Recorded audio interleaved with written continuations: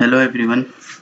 तो आज का जो हमारा टॉपिक है वो बहुत ही फ्रीक्वेंटली आस्क्ड क्वेश्चन है किसी भी एक इंटरव्यू में, फ्रेशर्स के लिए भी और एक्सपीरियंस्ड कैंडिडेट के लिए भी। तो वो टॉपिक है हमारा साइबर किल चेन। तो हम देखते हैं कि साइबर किल चेन क्या होती है। तो आज का हमारा जो एजेंडा रहेगा वो रहेगा introduction of cyber kill chain. फिर हम आएंगे why we learn cyber kill chain. Then we will discuss about the different stages of cyber kill chain. तो सबसे पहले हम देखते हैं साइबर किल चेन क्या होता है। The cyber kill chain is a model that describes the stages of a cyber attack from initial intrusion to successful data exfiltration. तो साइबर किल चेन हमारा क्या है, एक्चुअली एक मॉडल है जिसमें हमारी 7 स्टेजेस होती हैं और वो हमारी 7 स्टेजेस पूरा एक साइबर अटैक को डिस्क्राइब करती हैं। कैसे वो साइबर अटैक शुरू हुआ और क्या उसका लास्ट में ऑब्जेक्टिव था, किस चीज के लिए वो अटैक किया गया था। The term kill chain was first used as a military concept that defines the structure of an attack that covers the identification of the target, the force dispatched towards the target, the decision and order to attack the target, the destruction of the target. तो सबसे पहले जब ये introduce हुई थी तो ये introduce हुआ था हमारे मिलिट्री कॉन्सेप्ट्स में। मिलिट्री कॉन्सेप्ट्स में ये इंट्रोड्यूस हुआ था और इसके जो 4 फेसेस थे उसमें था, सबसे पहले हम टारगेट को आइडेंटिफाई करते थे। उसके बाद हम अपनी फोर्स मिलिट्री को डिस्पैच करते थे टारगेट की ओर। फिर हम डिसीजंस और ऑर्डर देते थे अटैक करने का और फिर डिस्ट्रक्शन होता था, फिर ऑब्जेक्टिव होता था, मीन्स अटैक होता था टारगेट पे। ये हमारा जो सबसे पहले किल चेन हम जो इंट्रोड्यूस हुई थी वो इस पर्पज के लिए हुई थी। फिर उसको साइबर अटैक्स में भी इन्वॉल्व किया गया। Inspired by the whole kill chain concept, Loic Martin created the cyber kill chain. It is a cybersecurity framework that offers a method to deal with the intrusion on a computer network. ये जो हमने discuss किया, तो लॉगिट Martin ने ये create की थी cyber kill chain, पुराने वाले किल चेन के कॉन्सेप्ट्स को देखते हुए। तो ये एक साइबर सिक्योरिटी फ्रेमवर्क है जो ऑफर करता है मेथड को कि कैसे हम किसी भी कंप्यूटर नेटवर्क्स पे जो अटैक हो रहा है उससे डील कर सकें। The cyber kill chain is divided into 7 stages. Cyber kill chain 7 stage होती हैं। इसमें सबसे पहले होती है रिकनेंस, जिसको हम फुटप्रिंटिंग भी कहते हैं। दूसरी होती है weaponisation, third one is delivery, fourth one is exploitation, fifth one is installation, sixth one is command and control, and seventh one is action on objectives. The term kill chain is adopted from the military, which uses this term related to the structure of an attack. ये हमने discuss कर लिया है। The cyber kill chain is intended to defend against sophisticated cyber attacks, also known as advanced persistent threats, wherein adversaries spend significant time surveilling and planning an attack. Most commonly, these attacks involve a combination of malware, ransomware, trojans, spoofing, and social engineering techniques to carry out their plan. तो ये हमारी basically जो इसमें हमें दे रखे हैं कि कैसी कैसी साइबर अटैक्स की मेथड्स होती है, जैसे मालवेयर से होती है, रैंसमवेयर्स यूज़ होते हैं, ट्रोजन्स यूज़ होते हैं, स्पूफिंग करते हैं, सोशल इंजीनियरिंग टेक्निक्स जो कि इस टाइम सबसे ज़्यादा यूज़ हो रहा है किसी भी साइबर अटैक्स में, जैसे फिशिंग अटैक हो गया। तो इस चीज़ को टैकल करने के लिए हम साइबर किल चेन का यूज़ करते हैं। ये है स्टेजेस का डायग्रामेटिक ओवरव्यू। सबसे पहले रिकनेंस, फिर वेपनाइजेशन, फिर डिलीवरी, फिर एक्सप्लॉइट आया, इंस्टॉलेशन आया, कमांड एंड कंट्रोल आया और एक्शन आया। सबसे पहला reconnaissance and footprinting. First stage of cyber kill chain is reconnaissance. The attacker gather information about the target organization and its system.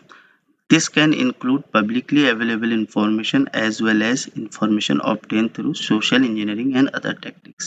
पहले मैं रीड आउट कर लेता हूँ पूरा, फिर मैं एक साथ एक्सप्लेन करूँगा आपको. This stage is also known as footprinting.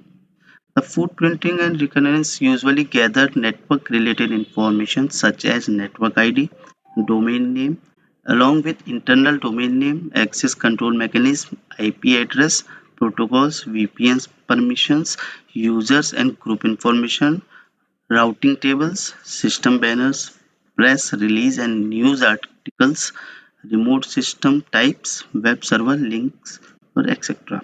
The information gathered by different types of footprinting tools such as traceroute, whois, lookup, and map tool, etc. Okay. तो जो फर्स्ट स्टेज होती है वो होती है रेकनेंस और फुटप्रिंटिंग. इसमें क्या होता है, इसमें जो अटैकर होता है वो किसी भी टारगेट को पहले तो सेलेक्ट करता है और उसके ऊपर की सारी इंफॉर्मेशन को गैदर करता है. कि जैसे कि जो उसका आईपी रेंज क्या है, इंटरनल आईपी रेंज, और उसमें कितने पोर्ट्स ओपन है, उसमें कौन सी सर्विसेज चल रही हैं और उन सर्विसेज का कौन सा वर्जन चल रहा है, जिससे कि वो जान पाए कि वो वर्जन वर्नेबल है या नहीं है.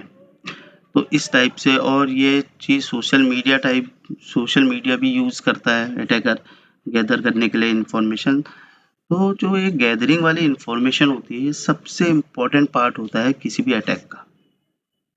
अगर अटैकर प्रॉपर इंफॉर्मेशन गैदर कर पाए तो ईजिली वो किसी भी टारगेट पे अटैक कर सकता है.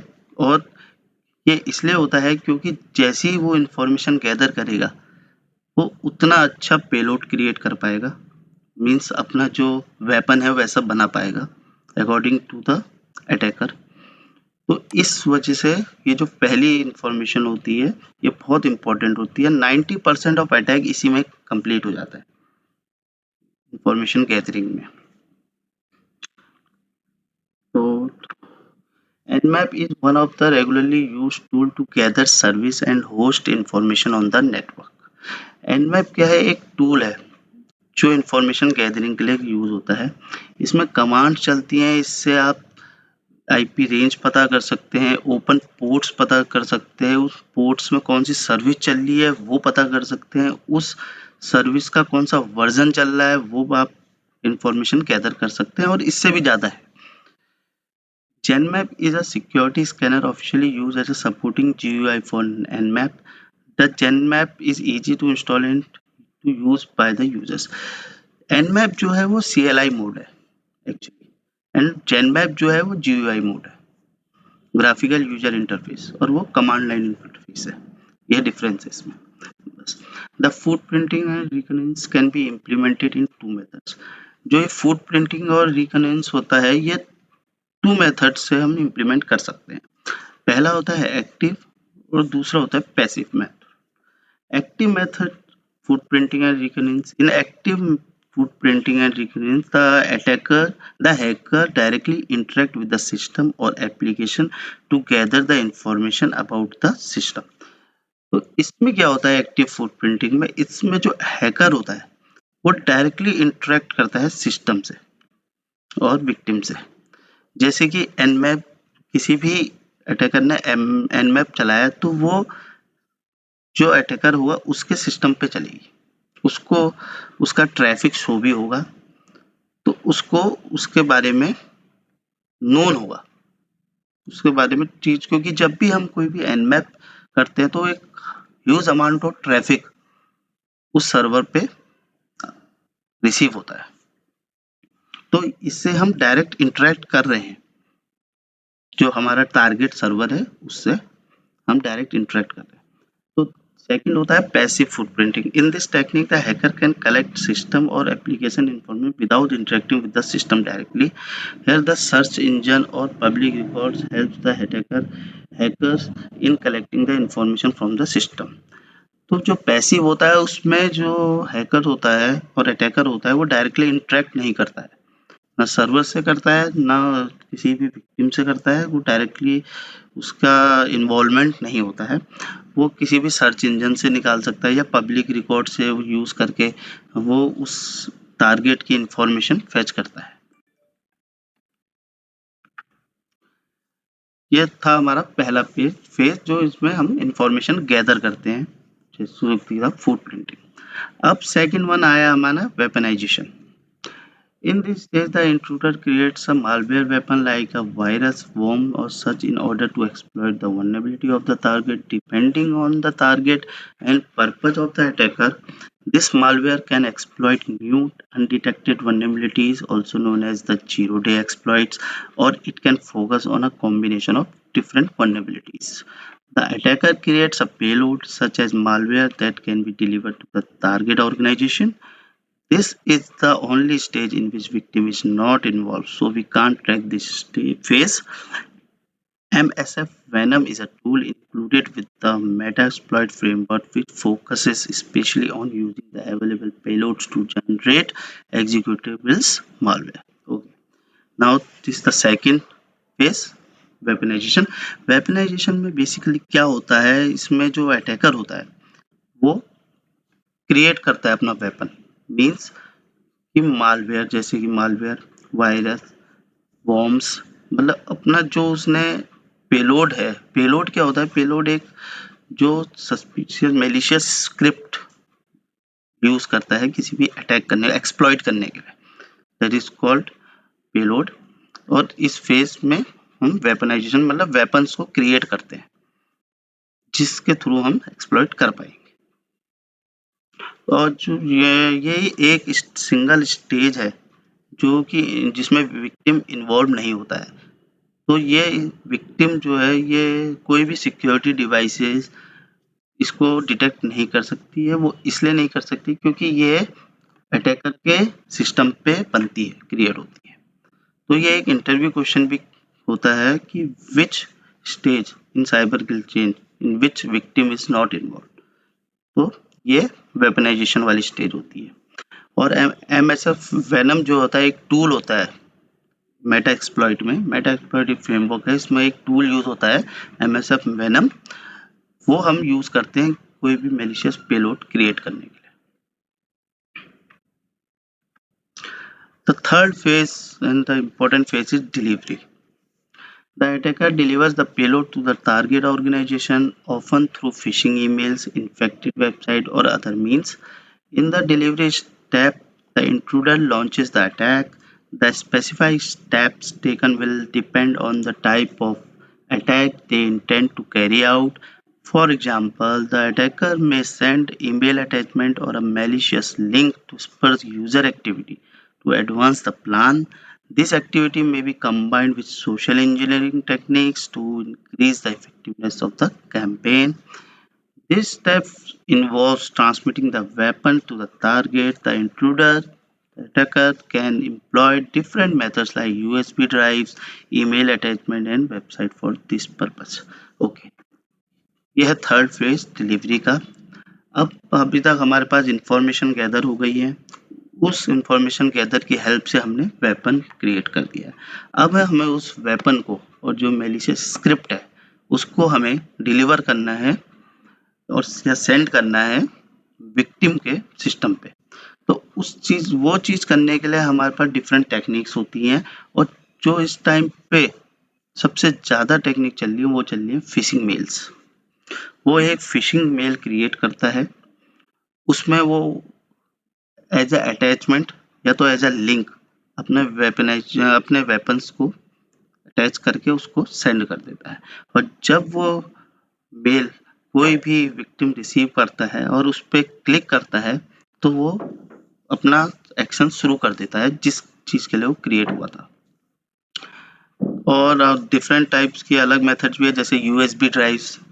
समटाइम्स वो अटैकर्स जो यूएसबी ड्राइव्स हैं उनको कहीं पार्किंग लॉट में या कोई भी पब्लिक प्लेसेस में थ्रो कर देता है, तो जो भी उठा के उसको यूज़ करेगा तो वो जो मालवेयर उसमें है तो वो किसी भी विक्टिम के उसमें आ सकता है। तो इस तरीके से वो डिलीवरी करता है अपने वेपन की, मीन्स अपने मैलिशियस स्क्रिप्ट की। हाँ, अब जो था हमारे पास वेपन जो था अटैकर का वो रीच हो गया है हमारे सिस्टम पे। तो अब जो होगा एक्सप्लॉइटेशन स्टार्ट होगा। In this step, the malware starts the action. The program code of the malware is triggered to exploit the target's vulnerability and vulnerabilities. For exploit the target, the attacker uses Nmap NSC scripts, also uses exploit of services which is available on the internet, sometimes uses brute force attack and many more. The attacker uses the payload to exploit vulnerabilities in the target organization systems, allowing them to gain access. अब इस step में क्या होता है, malware अपना action start करता है जिस चीज के लिए वो बनाया गया था, जिस वल्नरेबिलिटीज को जो अटैकर ने फाइंड आउट किया था at the time of footprinting, उस इंफॉर्मेशन की हेल्प से उसने जो वेपन क्रिएट किया है वो वेपन यहाँ पर एक्शन करना स्टार्ट करेगा। इसीलिए जैसे कि अटैकर ने जब इंफॉर्मेशन गैदरिंग के टाइम पे एनमैप चलाया होगा फॉर एग्जांपल, तो उसने जब कोई भी सर्विस देखी होगी, तो सर्विस में कोई भी जैसे कोई सर्विस एप्लीकेशन यूज कर रहा है और मीन्स उसका जो प्रीवियस वर्जन था वो वल्नरेबल था किसी भी चीज का, तो अटैकर ने जब उसकी सर्विस देखी और उसका वर्जन देखा तो उसको वो मिला और वो वर्जन उसने उसका एक्सप्लॉइट सर्च किया इंटरनेट में, तो इंटरनेट में उसका एक्सप्लॉइट मिल गया। इसलिए कहा जाता है और टॉप 10 में भी बताया गया है कि सॉफ्टवेयर और एप्लीकेशन को हमेशा अप टू डेट रखना चाहिए। ठीक है, तो और इसमें जो अटैकर होता है एनमैप एनएससी स्क्रिप्ट्स का यूज करता है। ठीक है, एक्सप्लॉइट ऑफ सर्विसेज यही हुई, जो सर्विसेज का एक्सप्लॉइट हम अवेलेबल में होता है आई मीन इंटरनेट में, तो ब्रूट फोर्स का भी यूज करता है अटैकर एक्सेस को गेन करने के लिए। तो ये सारी तरीके हैं जो एक्सप्लॉइटेशन में यूज होते हैं। आने वाली वीडियो में मैं प्रैक्टिकल सेशंस में भी आपको दिखाऊंगा कि कैसे एक्सप्लॉइटेशन किया जाता है with the help of Metasploit, जो एक फ्रेमवर्क है उसके through. Now the next phase is installation. In this step, the malware installed an access point for the intruder attacker. This access point is also known as backdoor. Immediately following the exploitation phase, the malware or other attack vectors will installed on the victim system. This is a turning point in the attack lifecycle as the threat actor has entered the system and can now assume control. The attacker installed tools on the target organization system that allow them to maintain access and control over the compromised system. तो इस stage में क्या होता है, exploit attacker ने कर दिया है, वो सिस्टम पे आ गया है, अब वो क्या करेगा, एक एक्सेस पॉइंट क्रिएट करेगा अपना। ठीक है, जिसको कि हम बैकडोर भी बोलते हैं। या वहां से वो या तो कोई रिवर्स शेल क्रिएट कर सकता है, वो कुछ भी कर सकता है वहां से। ठीक है, और इसी टाइम पे जो अटैकर होता है, क्योंकि जब अटैकर कोई भी सिस्टम में अटैक करता है तो उसमें वो टेम्परेरी प्रोसेस में होता है, तो कोई भी अटैकर नहीं चाहता है कि उसकी जो सेशन हो वो एंड हो जाए, तो इस समय वो चेंज कर देता है टेम्परेरी से परमानेंट सेशंस आईडी को भी वो चेंज करता है, स्वैप करता है, वो भी इसी फेज में आता है। तो इसमें इंस्टॉल करता है अटैकर टारगेट ऑर्गेनाइजेशन में, जिसके लिए मेंटेन एक्सेस के लिए, जो मैंने बताया जो मेंटेन रहे उसका एक्सेस, क्योंकि बहुत ही प्रोसेस के बाद वो चीज़ ये कर पाता है। लाइव सिनेरियोज में इतना इजी नहीं होता है किसी भी सिस्टम को अटैक करना, सक्सेसफुली अटैक करना। तो इस वाले प्रोसेस फेस में जो ये बैकडोर क्रिएट करता है अटैकर और अपने टूल्स को इंस्टॉल करता है, इससे वो मेंटेन कर सके एक्सेस को और कंट्रोल कर सके किसी भी कॉम्प्रोमाइज सिस्टम को। कॉम्प्रोमाइज सिस्टम का मीन्स विक्टिम का system. Sixth phase is command and control. In this stage, attacker creating a channel from where attacker controls the system remotely. The attacker establishes a command and control infrastructure, allowing them to remotely control the compromised system. Basically, in this stage, attacker create a reverse shell by which it can control the compromised system remotely. In this stage, the attacker may also work to move laterally through the out the network, expanding their access and establishing more points of entries for the future. Now ये है sixth phase command and control. इसमें basically जो attacker है वो एक reverse shell create करता है जिससे कि वो अपने सिस्टम से उस कॉम्प्रोमाइज सिस्टम को कंट्रोल कर सके।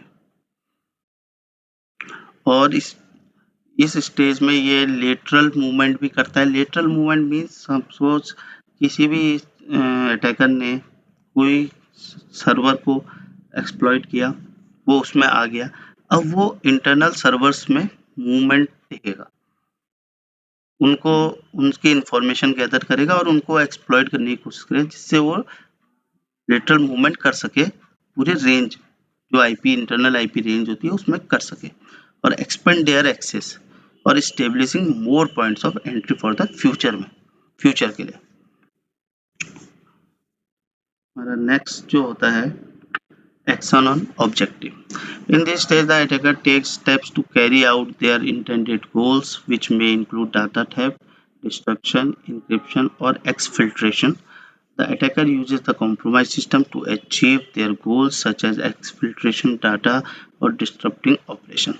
अब ये लास्ट फेज जो आता है इसमें अटैकर जिस चीज के लिए उसने अटैक किया था, चाहे वो कोई सिस्टम को डिस्टर्ब उसके ऑपरेशंस करने के लिए करा हो या कोई भी एक्सफिल्ट्रेशन करने के लिए करा हो, कोई ऑल्टर करने के लिए, जो भी उसका ऑब्जेक्टिव था वो परफॉर्म करता है इस वाले लास्ट फेज में। वो जो गोल उसने जिस गोल के लिए उसने ये वेपन क्रिएट किया था और ये अटैक परफॉर्म किया है, वो गोल अपना इस वाले स्टेज में पूरा करता है। तो ये थी हमारे साइबर किल चेन की 7 स्टेजेस, जो स्टार्टिंग से लेके एंड तक हमें पूरे अटैक का सिनेरियो बताती है। तो इसका डिफेंड करने का भी होता है, वो मैं नेक्स्ट अपने वीडियो में लाऊंगा कि हम कैसे डिफेंड कर सकते हैं किसी भी साइबर किल चेन को as a blue teamer perspective. तो आज का वीडियो मैं यहीं एंड करता हूँ। तो thanks guys for watching my video. If you like my video, please subscribe my channel and press the like button and share your feedback.